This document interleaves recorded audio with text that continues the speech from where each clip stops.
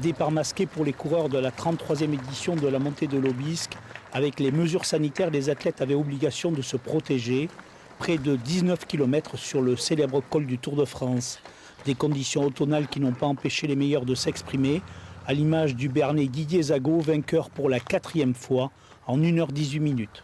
Souvent la difficulté arrive après Gourette, donc on passe sur le cap des 1 heure de course, on change un peu de filière et la pente est relativement plus prononcée après Gourette.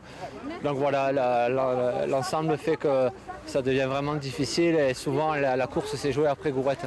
Avec une course aussi difficile, chacun a rapidement trouvé son rythme, les meilleurs à 14 km/h de moyenne.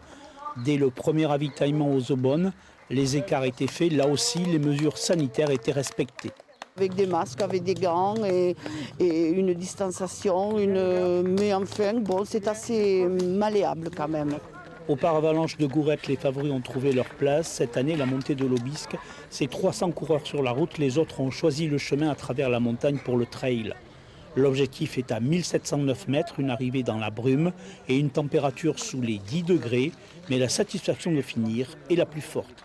J'habite dans le Val d'Azun, donc c'est chez moi, donc je voulais la gagner celle-ci. C'est fait. Voilà, c'est fait. Pendant plus de 2 heures, coureurs à pied, marcheurs et même échassiers ont franchi la ligne avec une seule envie, fêter l'arrivée et aller se mettre au chaud.